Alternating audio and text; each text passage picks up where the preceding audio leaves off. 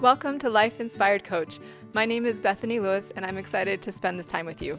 I'm a family relationships life coach that loves to be inspired, and I'm using this platform as a way to share some of the inspiration that has come my way. I hope it's as inspiring for you as it has been for me. I also want to let you know that coaching with me is an option. Check out my website, www.lifeinspiredcoach.com, for more information about working with me, and listen at the end for more details. Hi there. Today, I am excited to talk to you about a place that inspires me. And by a place, I mean a group of people and a business that inspires me. It's called CognitiveFX, and it's a cutting-edge concussion clinic in Provo, Utah. I've worked there since 2017 as a neurological occupational therapist, and I have to pinch myself regularly to make sure that I'm not dreaming when I think about what a cool place it is and how lucky I am to work there. I seriously love it. The treatment that they offer is literally life-changing for concussion victims and their families, and I just wanted to do a podcast and video about it to help spread the word. I'm not getting paid for this, and no one asked me to do it. I just really love CognitiveFX and what they're doing. And I want people to know that there is hope for recovery from severe, lasting concussion symptoms. Also, I will probably call it CFX going forward. It'll be both CognitiveFX and CFX because cognitive is hard for my mouth to say tonight for some reason. But before I worked there, I had no idea what a significant and life-altering experience a concussion could be. Mostly, I just heard about concussions as something to keep people awake through, and then they're fine after a day or so. But a concussion is literally a brain injury, and sometimes the symptoms people experience don't go away. And we'll talk more about what those symptoms are and what it's called when they don't go away later in the interview. So my guest today is a fellow CognitiveFX employee, and her name is Kaylie Ferguson, and she was once a patient there and now works as the head patient care coordinator, which is awesome. I'm sure she does an amazing job. So at one point, she was interested in becoming an occupational therapist, so she asked me some questions about what it's like to be an OT and the process of becoming one, and that's kind of how we got to know each other a little bit better. And she's just a really kind and friendly person, and I've enjoyed every interaction I've ever had with her. And she and I have also done some coaching together, so I thought she would be a great person to interview since she has seen CognitiveFX both from the patient and the employee perspective and has some experience with coaching and how it can be beneficial. So I'm so excited for this conversation with my friend Kaylie and for you all to hear more about CFX and the impact the treatment there has on people. I find it all very inspiring, and I hope you will too. So Kaylie, tell us a little bit about you. What's your story and how did you come to CFX in the first place? Yeah, my story is a little bit different than I think most of the people working at CognitiveFX. I actually graduated in English editing, and I thought that was going to be my life calling, and I wanted to write books and edit books and be awesome and go into publishing. And I got out super bright-eyed, bushy-tailed, and got into the news field and kind of hated it. So I actually took a full left turn and was like, I think I want to do the medical field. So I jumped out and been kind of bopping around in different places in the medical field ever since. And I was working in Idaho at an eye surgery center at the time when my best friend was an intern for CognitiveFX, and she called me up and she's like, Kaylie, you've got to see what these guys are doing down here. It's crazy. And she told me, like, she's like, I see people having all these really cool changes. It's, related to concussions. And I didn't know anything about concussions at the time. I figured it was, oh yeah, concussion, you hit your head in a soccer game and you kind of, maybe take the couple games off and then you're good to go after that. Mm-hmm. That's kind of the very naive knowledge I had going into it. But I had a lot of hope when she was saying, these people have symptoms of, physical symptoms, emotional symptoms, sleep problems. And so I was fascinated, and I actually quit my job in Idaho, moved down to Provo with no car, no money, no job, no apartment. Because I was like, I have to be a part of this, and I have to know. I'm so curious. I have to know what they're doing. Gosh, that's amazing. Yeah. So it was a little wild. My parents were like, okay, we'll see you in a month when you're broke. Crawling back here. I was like, don't worry, guys. This is going to be fine. And you were right. Yeah, exactly. Exactly. It's like, well, that worked out way better than it should have. Basically, I picked up a couple of jobs to kind of make my way and then hopefully get my in to CFX when my best friend came to my job where I was working at a sandwich shop, picked me up, walked me into CFX, and took me by the shoulders and walked me to Dr. Fong right in front of her without any kind of intro, and was like, hi, Dr. Fong, this is Kaylie Ferguson. You should hire her. And Dr. Fong, being the very lovely, wonderful person she is, was like, well, we don't have a staff position, but we have an internship that doesn't pay. You want that? I was like, perfect. Yes, I So, yeah. So they took me in. I started writing some legal reports for them and got to know the clinic a little bit and saw what they were doing. And it was just mind blowing and so fascinating to watch all the different therapies come together and to watch people change and grow in just a week or two. Yes. And thankfully a position opened up a couple weeks later, and I've kind of been working my way through the chain ever since and getting to the clinic, and it's just been absolutely wonderful and truly a life-changing experience. I'm a totally different person, for both because I was ended up being a patient there and because of the people I get to work with and the lives I get to change, that has happened over the last 4.5 or so years. Oh my gosh, I love that so much. That is a great story. That's fantastic. So what did make you decide to become a patient there? So that's the irony. I kind of stumbled on this place not knowing that I had suffered a concussion when I was 4. On my 4th birthday, I was playing Pocahontas, and the giant couch, the old couch we had, was Grandmother Willow.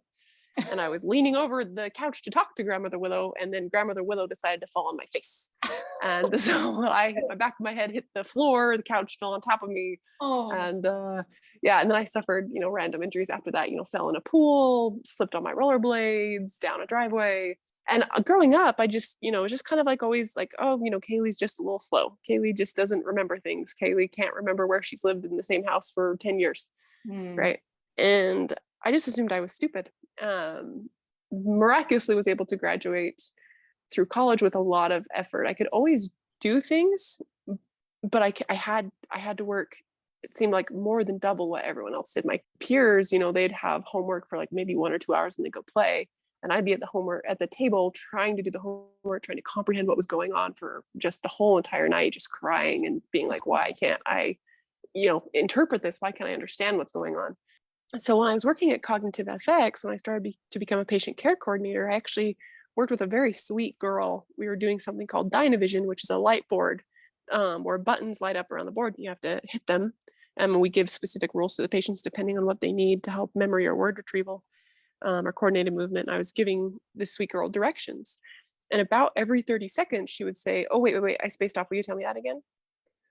And I was super confused because I was like, wait, why are you telling me this? I'm like, we all do this. We just don't tell each other. Right. Interesting. And that's when I kind of started to put it together. I was like, oh, this is not normal. As I started doing therapy with patients, and they'd be like, oh yeah, I'd have them do an exercise. They'd be like, oh, I have all these symptoms now after watching it. And I'd be back there, like the room would be spinning. I was like, oh yeah, me too. I was like, okay, this is a problem. So I went and talked to my boss and was like, hey, I think we got a problem here. And my sweet boss was like, yeah, I think we've noticed. I was like, oh, that's good. Yeah. And I guess that's what you get when you work in a group full of very, very keen, wonderful, loving professionals who pick up on things. So they sent me through the scanner, and it came back and that I had some stuff that we could work on, and went through and just had a great experience. And it was hard, but I was one of the best things I had ever done. It was so worth it. And it's fun because I was still me, but in a lot of ways it was easier to be me after treatment because I didn't have to compensate so much. I wasn't so tired. I could actually focus. Like I remember Fridays in the clinic are just absolutely crazy. I know the occupational therapists are sometimes there on Fridays. I don't know if you've ever observed a Friday in the patient care coordinator office, but it's just like a madhouse back there because we're running around trying to get packets together, and it's good fun, but so much multitasking. I could not multitask before treatment. And I remember my first Friday after treatment, things where I was like, okay, here, let's do this. And okay, we got to put this here. And I got this. And I stopped about lunchtime. I just kind of took it in. I was like, there is no way that I could have done this even a week ago, which was so cool to see. And I know that's more rare. A lot of times patients don't see improvements until the coming weeks or even months, really.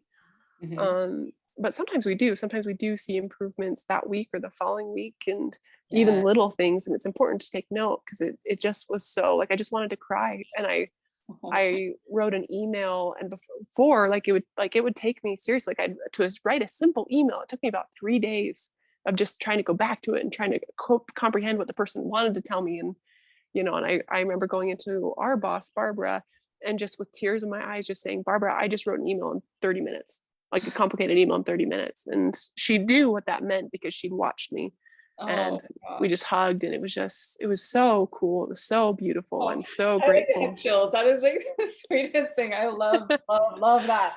This is why I love Yeah. CFX so much.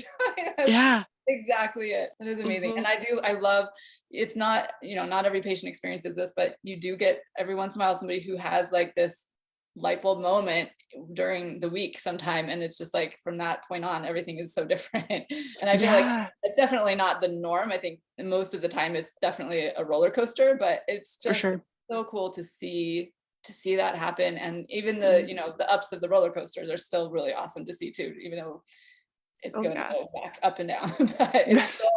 such a cool thing to be a part of. That's fantastic. Thank you so much for sharing that. And I Yeah. might ask you a little bit more about how it worked out for you down the road a little bit here. But um, Sure.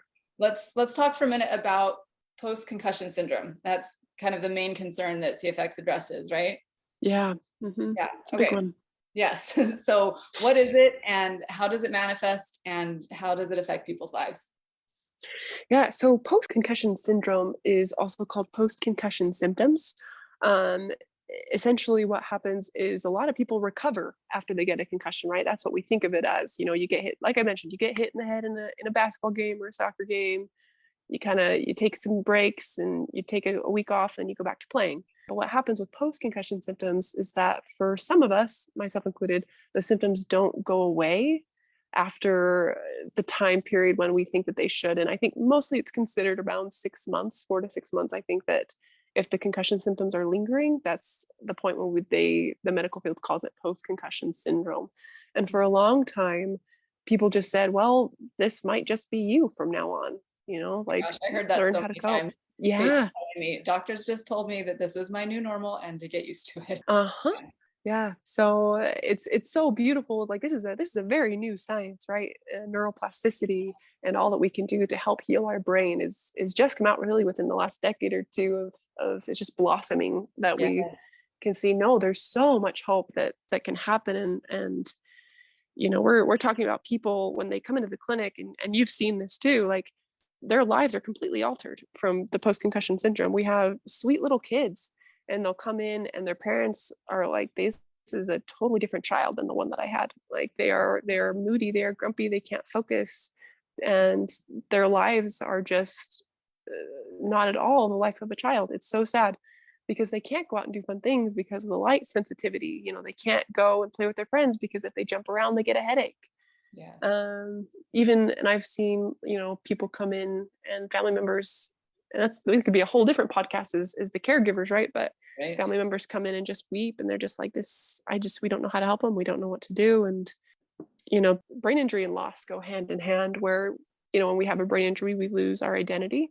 A lot of things we defined ourselves by, we can't do anymore. So like the career that we had, the family life that we had, the friends that we had, in a lot of cases, which is really sad to say, but we see dreams go out the window when they come in. And a lot of people, it's interesting. A lot of people come in there like, I just landed my dream job, or I just landed, the entrance to grad school. And they just come in with feeling like their lives are in shambles, saying, I can't do these things because these symptoms get in the way. I can't function the way that I used to. And people don't understand, right? We call it an invisible injury.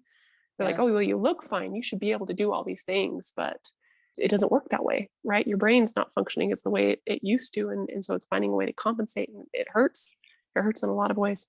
Yes. Oh my gosh. That's one of the things that I have loved the most about working there is just seeing people feel so validated when they get the results of their scans back and they see, okay, I'm not crazy. Like Yeah. everybody who thinks that I'm crazy is wrong. Like I have legitimate proof that this is affecting everything for me and I'm not just making it up. Like I think that just knowing that has a huge healing power for people. Oh, Um, yeah. and some of the things I see with people is having problems with reading, like it makes them dizzy, or they have to read the same thing 5 times over and they still don't remember what it's about, or Uh-huh. dizziness and off balance, visual issues, especially like in a car with other things going past fast, headaches.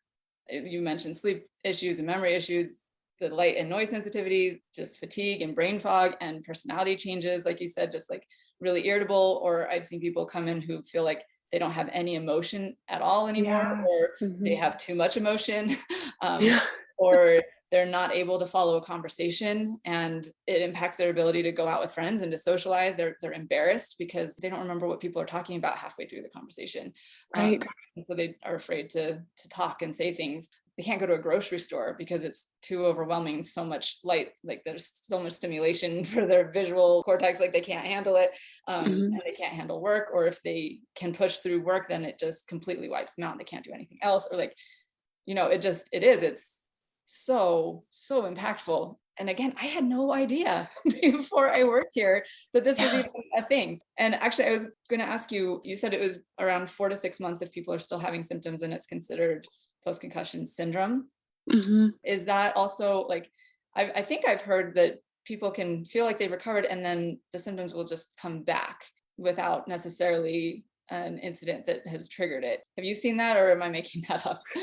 No, you're not making that up at all. It's very unfortunate, but yeah, we do see that where patients will have sustained a concussion, years prior, and they're like, "Oh, I'm doing fine," and then there's usually some kind of tipping point, like whether that's like a whole bunch of stimulation or a lot of stress, and then they just kind of tank, and they're like, "I have no idea how this is related," and they're Mm, like, they'll, and then eventually when they start researching and talking, then they're kind of like, "Okay, well, I had." This concussion, or even like, oh, I think I maybe had a concussion like a right. few months or years ago. Yeah, a Maybe lot of this times is they're not even related. diagnosed, right? Yeah, yeah. So many times we hit our heads and we're like, oh yeah, we're fine. And I think Mhm. a lot of it, people think like, oh, I didn't have a concussion because I wasn't knocked out cold. Right. And that is not part of the criteria for concussion is loss of consciousness. You can have a concussion without loss of consciousness. Yeah, you can have a concussion without even hitting your head, which is Yeah, so that's true. crazy, right? Like if you get in a car accident, you don't hit your head on anything, but your brain just bouncing around inside your skull can cause a concussion. Yeah. So Yeah. yeah, so fascinating. So speaking of these things, you've probably seen a lot of patients coming through, and I'm curious, can you tell us some of the most common ways that you've heard of people getting concussions, and then also some of kind of the craziest ways you've heard of them? Yes. So there are definitely some crazy stories. The most common ones that we see are probably not surprising motor vehicle accidents. Mhm. The other one is falling, slipping on ice, falling downstairs, bumping your head on a cupboard, just really common things like that. And then we take a lot of Dutch patients, which has been really fun. And we see a lot of bike accidents come out of the Netherlands. I think that's the most common one we see for the Netherlands. Yeah, that sounds about right. Yeah. And then the crazy ones, I have probably like a top 5 of the most crazy ways I've heard of people getting head injuries. So I'll rank them from like, 5 to 1 being the most intense. But my I shouldn't say favorite. That's probably not a good way to put this, but the most interesting way that I've seen people come in, and this has been several, all men, probably not surprising, but head banging. So Oh, what? they'll Really? yeah, yeah, just from head banging, just whipping around their neck. And usually I've actually had a couple poor young men, they've kneed themselves in the face Oh when man, they've been head banging. Yeah. So that's unfortunate. Maybe dangerous stick sport to there. Mozart, kids. Stay Yeah, safe. right. The next one, they were head butted by a llama. Like, that was a bad experience at the petting zoo. Um, Very unfortunate. And then the third one actually is it's actually mine. Rolling down a hill in a garbage can. Oh, nice. Yeah, I thought that was a good idea. Not much to do when you grew up in Idaho. So, um, and then one of the craziest ones I heard, the last two kind of, I couldn't sure, which one would top the other, but there was a poor guy who was walking out of a movie theater, and the big old sign on top of the theater that said the theater's name collapsed from the roof Oh my gosh. and hit him straight in the center of his head. He was lucky to be alive, but yeah, Yeah, just no kidding. yeah, just crazy random stuff that we see. And we've seen that one several times where signs have fallen off buildings and knocked people. Jeez. Yeah. And then the wildest one I heard, I'm just like, that I just don't even know how you got that unlucky. This poor person was scuba diving, and this whale just came up and decided to play ping pong with their head, and What? just like full tail just slapped their body and just threw them Oh, through the water. oh my Yeah. gosh. I'm They're like, lucky you to be alive too. That is crazy. also, yeah, I think they also had, I think they may have broken every bone in their body too. Yeah, it was Wow. wild. Yeah. Wow. That's quite a story for someone to be able to say they lived through. Like Right. that's impressive. I know. I'm like, I've been scared of sharks this whole time. Turns out I should have been afraid of whales. Right? Holy cow. Wow. Yeah. That is so crazy. one of the ones that you just mentioned, oh, I think it was yours, reminded me of one that I'd seen people playing on those, those like blow up soccer ball things where like you're inside of the ball and you're like playing. They were like upside down and the straps on it broke. Oh, They landed straight on their head. That's not, ouch. yeah, that would not be fun. And then I must have worked with the same person, the llama knocking a person. I thought that they knocked her head into a signpost, but maybe it was just like she just got headbutted by one, or maybe there's multiple people having issues with llama. Who knows? Turns out llamas and whales, most dangerous creatures alive. Yeah, stay away. And then there was another one that I talked to. Somebody had been at a football rally, and it was like in high school, and some kid launched like a massive wooden pole into the crowd, and she was just fortunate one to be underneath it when it landed. So Oh my gosh. crazy things, right? So crazy. Yeah. So crazy. This makes me glad I was like the teenager that stayed home and read books. I'm like, I'd had enough concussions by that point. Yes. So I'm going to keep this head inside. Thank you. But yeah, I know. It's definitely made me more like as a mom, I'm like, okay, children, if you are ever going on a bike or you're ever doing anything, you will wear a helmet. Like, I'm not a crazy mom. Like, you're riding your scooter down the street, where's your helmet, child? So yeah, your head it's a precious thing that it's carrying in there. It's very important. But yeah, all right. So tell us a little bit about what treatment at CognitiveFX is like. What does it entail? Yeah, so treatment at CognitiveFX, we call it EPIC treatment, enhanced performance in cognition treatment. It's got two things that really set it apart. One of them is the functional neurocognitive imaging that we do. It's one of a kind. It's the only place in the whole world that has it. It's a specific kind of fMRI where we look at patients' brains, but we don't look at how they are structurally. A lot of patients after concussion will go get a structural MRI, and the doctor's like, oh, you're fine. There's no bleeding. And the patient's like, well, yeah, but I still feel horrible. Really what's going on is that the brain, the blood flow has been changed. The neurovascular coupling has been disrupted, and the brain's trying to compensate. And so you've got all these symptoms because the brain isn't functioning correctly. It's not getting the blood flow that it needs to specific areas. So we take a look at that in this specific kind of imaging. And then we use that to guide treatment for the patients. And usually it's a week long. Sometimes it's 2 weeks if it's more severe. And they go through a variety of therapies that fall under the prepare, activate, recover cycle. Essentially, we use exercise to help prepare the brain to increase that blood flow. Then we do activate, do all the really awesome, cool, brain stuff that we do, and then recover, restorative rest, which is just as important as those other two. Let them recover. But we do a lot of different therapies with them, including cognitive therapy, occupational therapy, neuromuscular therapy, neurointegration therapy, sensory motor therapy, neurosensory integration, the list goes on. And then psychotherapy is needed too, because we see a lot of patients that need that as well. So we have our patients doing a lot. Essentially, it's the equivalent of 6 months worth of therapy condensed into 1 or 2 weeks. So awesome. We keep them busy. Yes. And then we do a post-care plan with them. So a lot of patients are like, oh my gosh, what do I do after this? And we actually sit down with them. We give them an at-home plan. We say, this is how you keep on get better. And we do a follow-up with them that, a month and a few months after treatment. And if they need, we can do additional, online appointments or in-person appointments. And then also we've referred quite a few patients to Bethany, to you for life coaching, because transitioning with a concussion, with brain injury is so hard. It can be so scary, for one thing, to adjust to the injury and say, oh gosh, who am I now? What does this mean for me? And then even to come out of, CFX and with that healing and saying, okay, who am I now? What happens next? How do I, integrate this back? How do I help people understand what I've been through?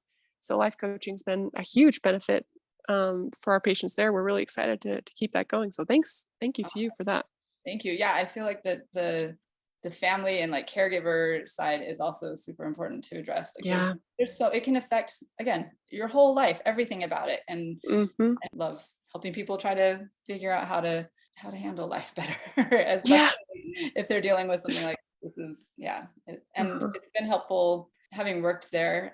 Like I said, I love working there, but just, it's given me so much insight into what people are really dealing with when they go. So yeah, awesome. Well, that's fantastic. Thank you. And I guess you kind of mentioned this, but are there any other ways that it's different from other concussion treatments that are out there? Like why it works so well?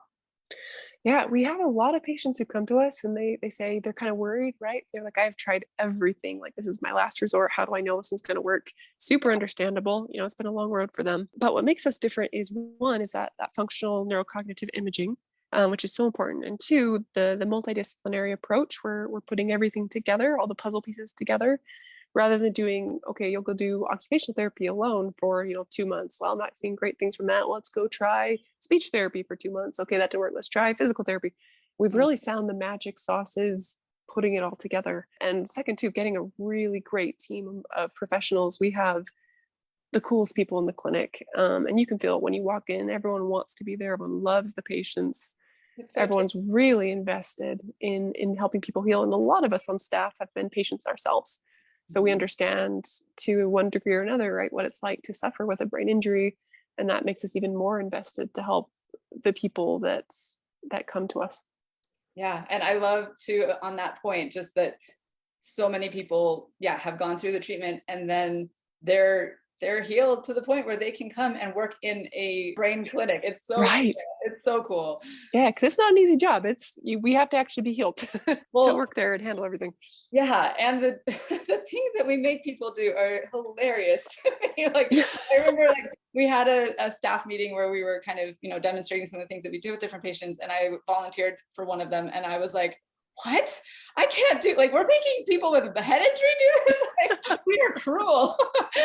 Not really, we're not cruel, but it's so cool. But it is, it's like we're engaging trying to engage all the different parts of the brain at the same time so that Right. it can't use the compensatory pathways that it has been trying to use and that had been causing all of the problems and the fatigue and all of the symptoms. And so if we can use those different parts of the brain for what they're supposed to be used for and kind of force the brain to get back into the rhythm of doing what it's supposed to, then everything just kind of works better. Like, things Yes. are able to heal and settle in, and it's just so cool. And it's so inspiring for me to see people work so hard and, like, they're there to get better. And like you said, a lot of time it's like, this is my last resort. I've tried everything. I'm doing this. And they just go full bore, and it's so awesome. It's so awesome. Mhm. And I love seeing the people putting their whole hearts into it and knowing that because they're putting so much effort into it, and because we know what we are doing so well, and this, I know this works, they're gonna have good results from it. It's so cool. Yeah, it's fun. I think my other favorite part too is, like, a lot of people come in like gung ho, like, let's do this. Like, and then, but there are others who come in hesitant and then they're kind of scared and, or Mhm. they'll switch back and forth, right? One day they'll be like, yeah, I got this. The next day they'll be like, oh my gosh, what am I doing here?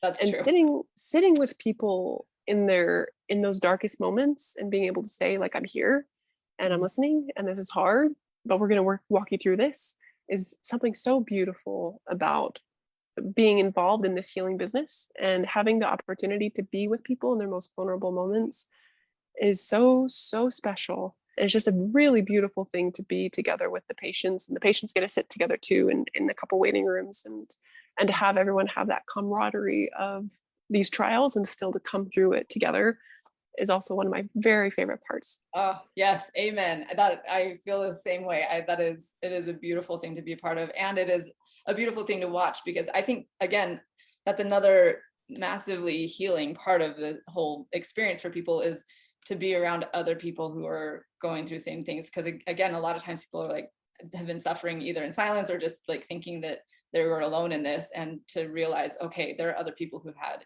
these same experiences as me. Yeah. That's really helpful for people as well, which is really cool to watch.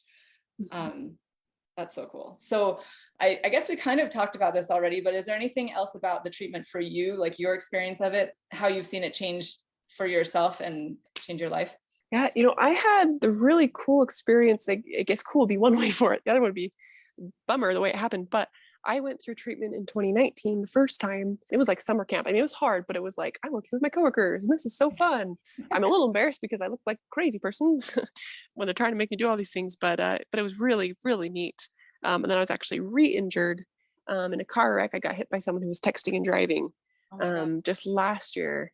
And so I went through again, and it was much harder because by that point, hitting again, this time it affected my vision. So the treatment was different. It was cool to see the difference between round one and round two, that they were really tailored to me.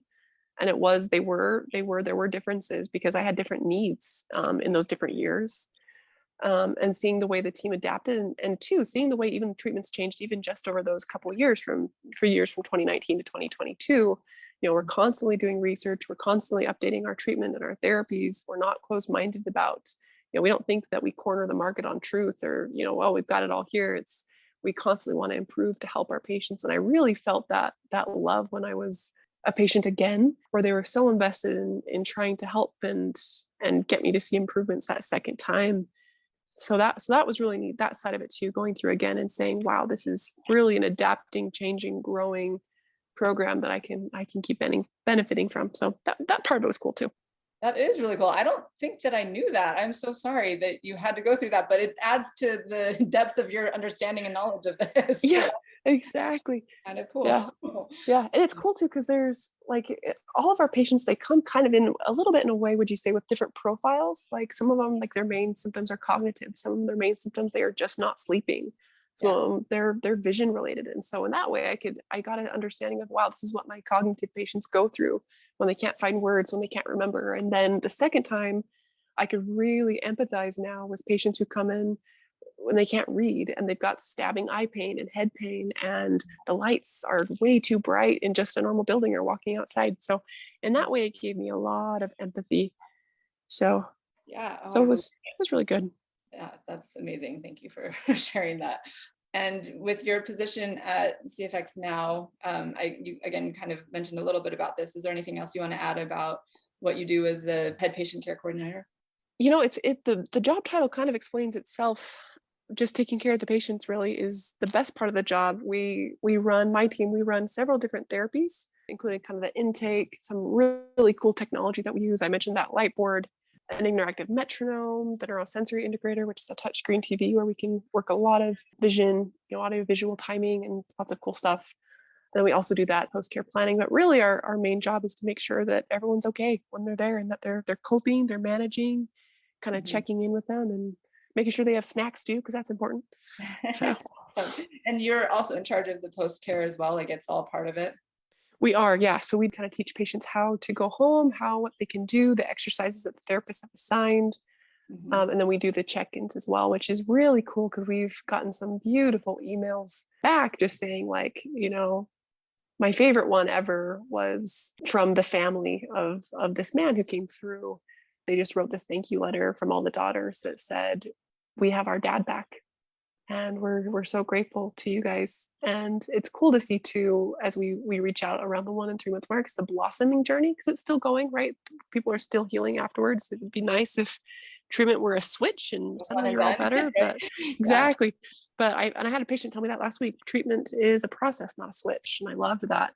But it's cool to check in with people around those times because you get to see them continue to grow and push themselves. And it can be scary to get back out there again, but it's cool to still watch their journey and to have little victories. Like I had a patient who she came in, and you'll probably remember her. She couldn't walk when she came in. She had terrible tremors, and just this poor woman was in so much pain and had so many things going on. She was still the loveliest person. But I just checked in with her a little bit ago, and over time, as I've been checking in, she hung her cane on the wall. She doesn't need it anymore. She can walk. She was able to assist her children in their activities, was able to go to their games, was able to let her spouse go on a trip over a weekend for the first time in years. And all these things that are just adding up for her to say, I'm me, like I'm getting my life back. And while she'll never be, and none of us after head injury will be the same person we used to be, even if we gain back functioning 100%, our experiences have changed us. And it's cool to witness that in patients as they progress after treatment and change. It's really cool. Yeah, and that change, like not being the same, isn't a bad thing, right? Necessarily. Yeah, exactly. You're growing and becoming and doing amazing things with it. I've talked to a few people who are like, I want to go into neuroscience now. Like this is fascinating to me. Like it just it's cool. It's cool to see that part of it too. Yeah, I think the little kids too, or I say little kids, but it could be anywhere from 8 to like teenagers that we've had. We had one in particular who came through, who you mentioned, now she wants to study neuroscience, and she did like a TED talk for her high school about concussion and to educate and what the impact is, and that you can heal So we're just like, it's really cool to see people doing amazing things with the difficulties that they've had, and then kind of really stepping in and stepping up to help other people too. Yes. I love that so much. That is so cool. So we've kind of, throughout this, we've been talking about the things that we love about working there, but are there any other things that you want to make sure we mention, like things that you love about working at CognitiveFX? Yeah, gosh, that list is so long. I think I've covered everything from like, sitting with patients in the hard time to watching improvement to the fantastic coworkers. Just really makes it the complete package. I'm so grateful to go in to CFX every day and to think like, this is what I get to do. This is my life. This is amazing. I know, right? I love that. Yeah. That's so awesome. Yeah, I Uh-huh. feel the same way. The people that work there, the patients that go there, and just getting to be a part of something that makes such a huge difference for people who a Yeah. lot of times have lost so much hope. And it's Mhm. really so fun to be a part of that. Yeah. Especially as an occupational therapist, a lot of the work that we do in other settings is kind of a lot slower progress, or you don't necessarily see the end result of the progress. And I guess here we still don't see the end result, but it's like we get to see, because I'm part of this amazing team, I get to see people making massive improvements, and just know that I'm a part of something that's so big and making such a big difference for people, just is really, Yeah. really rewarding. Yeah. So anything else that you want us to know about CognitiveFX or your experience there? I think the biggest takeaway for me, both from my own experience and every week, is not to give up hope, right? Like so many of our patients, like you mentioned, have been told like, this is you now, this is it. And they've had long journeys to get to us, or had to overcome a lot of hurdles. And by the time they get to us, a lot of them, they've only had like this tiny little bit of hope left, right? But it was that hope that carried them on to keep seeking healing.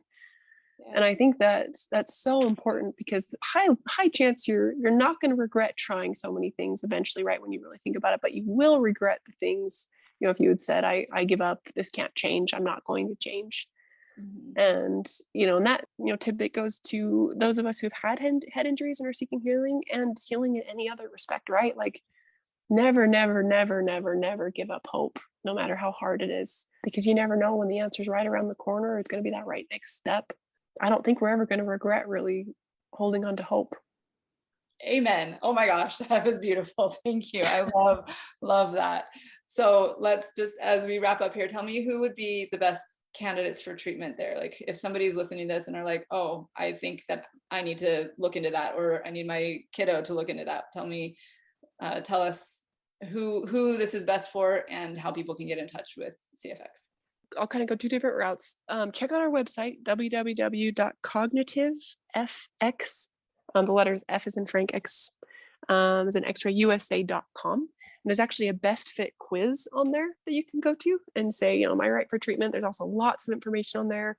There's, journal articles, our doctor's publications up there. You can check it out and check out the validity. But really, anyone who's suffered a head injury, and that could be, we most often take concussion, right? But we also take in patients for meningitis, for COVID now. We're seeing brain injuries caused by COVID.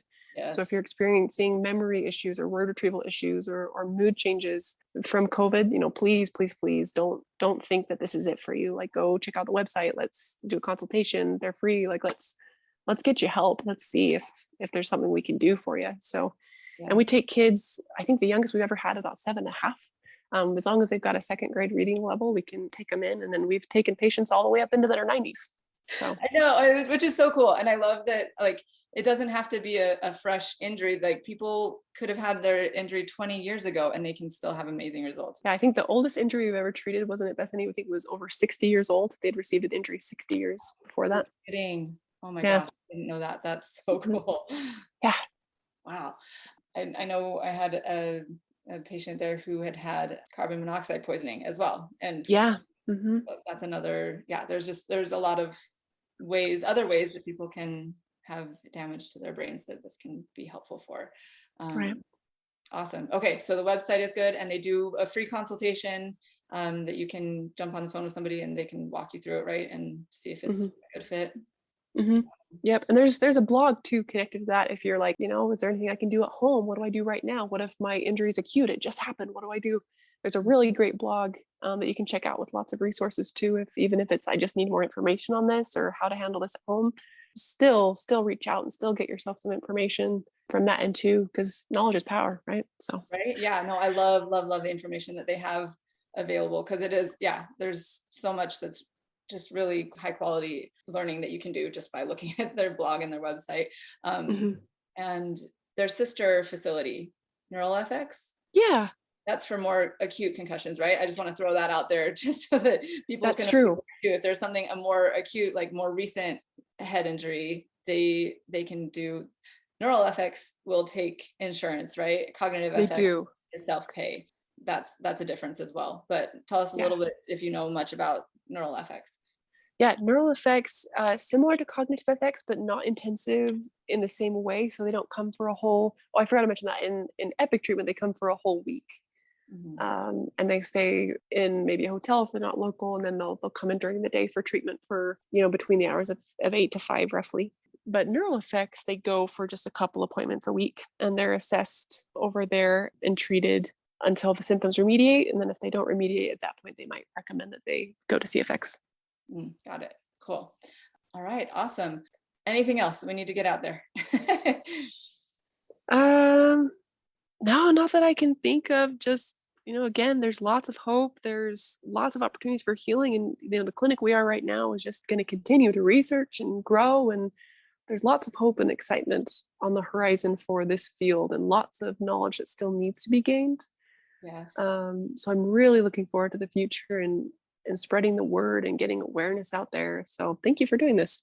Yes. Oh, I'm so grateful that you were willing to do this with me. I love, we both love CognitiveFX and everything they're doing. It's such a privilege to be a part of it. And hello to any former patients that are out there that are listening. We love you guys. All right. And future patients, we love you as well. So anyway, thank you so much, Kaylie. This was awesome. And have a great night. Thank you. You too. Thank you so much for being here. I hope the things that have been shared have been helpful and inspiring. If you like what you've heard, please hit subscribe and share this with your friends. And if you're listening on a podcast app, please rate and review so that others can find this content more easily as well. If you're listening on YouTube, go ahead and throw a comment down below about what inspired you from this conversation. And please remember that I do coaching and would love to help you or someone you love to work through whatever challenges you're facing. My specialty is in family relationships. I love helping to strengthen families one challenging relationship at a time. Honestly, you can completely change your relationship with someone without having to change them at all. It is the most wonderful and liberating experience to realize you are free from the weight of judgment and negative feelings you've been enduring. So please hit me up if you want to fix a difficult relationship in your life. Visit my website, www.lifeinspiredcoach.com, to read testimonials, find out more about coaching, and contact me if you'd like to be coached. Thanks again. See you next time, and keep seeking an inspired life.